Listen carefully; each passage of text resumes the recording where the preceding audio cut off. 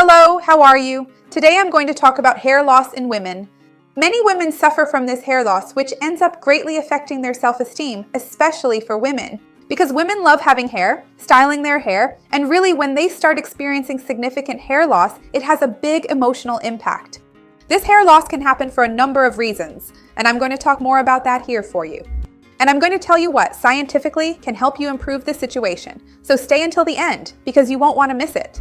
If you love tips on nutrition, health, and fitness, you're going to love the channel. So go ahead and subscribe. Remember to turn on the notification bell to get updates. I have new videos every day. You're going to love them. If you love these videos where I talk more about food, lifestyle, and hair, skin, nails, this more dermatological side, go ahead and leave your like. So I know you enjoyed it and I'll come back and make more videos like this for you. Tell me if you've been struggling with hair loss, if you can link it to any recent problem, illness, or a particular moment in your life that you've experienced recently.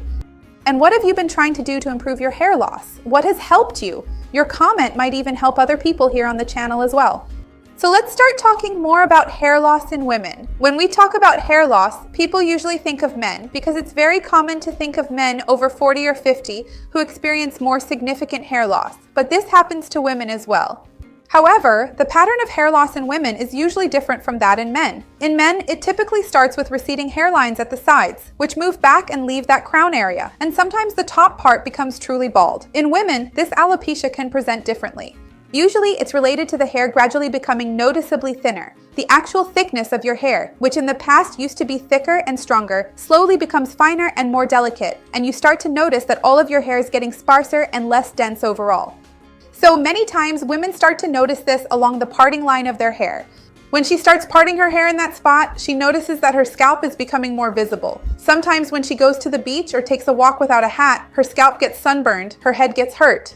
And sometimes, even when combing or styling her hair, she sees that a lot of hair is falling out onto her hand or the brush. So this can happen at various different stages of life. This alopecia may be related to genetic factors, such as having a family history where women are more predisposed to losing hair as they age. It can be related to hormonal issues. This can happen to women who have recently had a baby, due to the drop in hormones that, along with the placenta, experience a significant decrease after being very high during pregnancy. So this can happen, this telogen effluvium after pregnancy, after childbirth. Also, due to hormonal reasons, this can happen frequently during menopause. So, women who are in perimenopause often report that their hair changes a lot during menopause, and they may end up with thinner hair, feeling like they are losing more hair. Hair loss can also be related to stress itself. Sometimes when a person is very anxious or stressed, their hair really does fall out due to emotional reasons.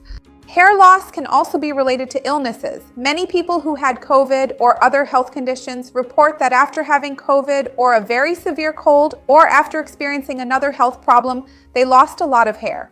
And of course, hair loss can also be closely related to your diet. So let's start by talking more about this issue of diet because there really are many nutrients you can consume and pay more attention to in your daily routine to try to help your hair recover. Usually when a woman comes in complaining about hair loss, we try to focus on 3 nutrients to really enhance her daily diet. The first of these is protein. It's very common for women to naturally consume less protein than they should, especially compared to men, and protein is closely related to hair formation and hair thickness. In fact, I even have a video here where I talk more about natural unflavored gelatin and how it can increase the thickness of your hair strands, boost blood flow to your scalp, and actually increase the amount of hair you have.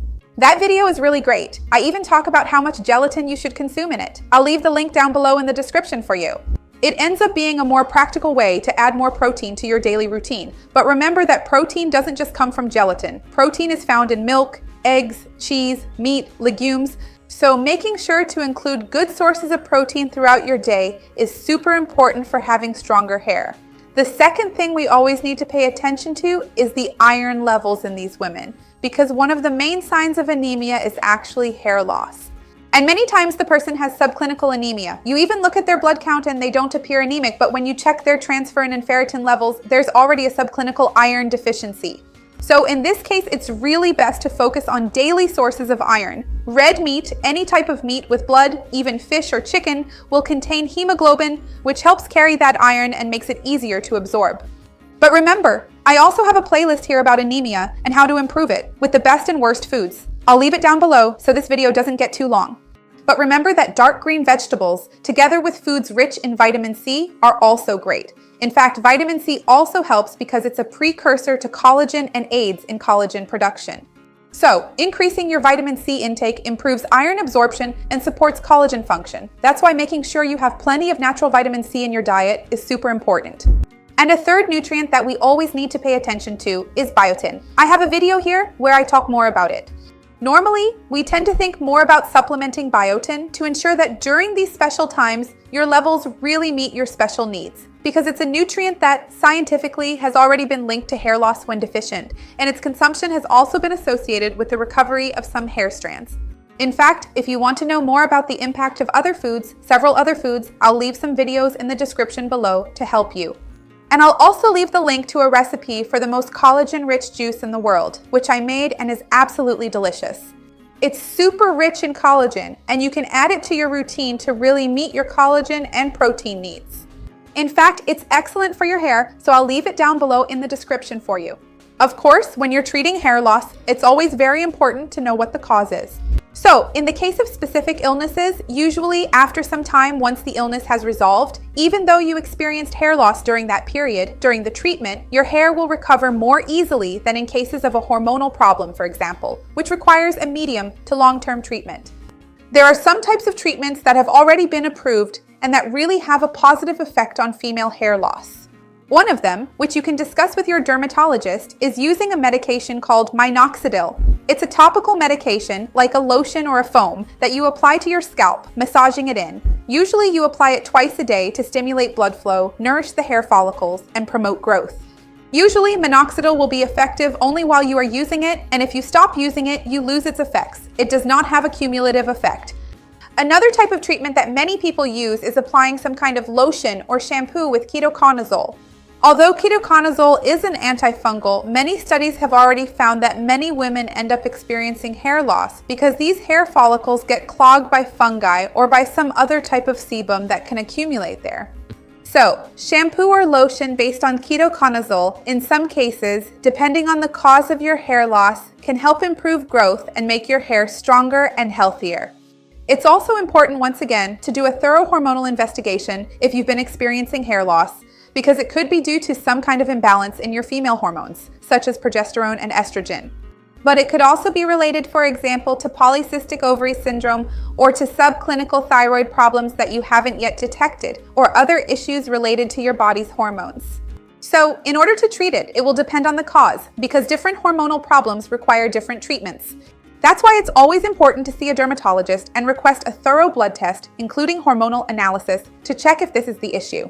As a last resort, there's also the option of hair transplantation, which isn't talked about as much for women. Many men get transplants. It's trendy, but many women don't know that they could do it too.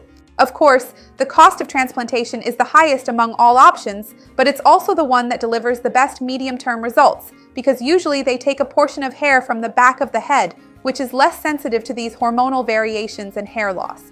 So usually it's possible to make the hair noticeably fuller in terms of overall volume and the actual number of strands, especially on the top of the head, which is what bothers women the most. So it can also be an alternative, and many women don't even remember that this could be an option for them.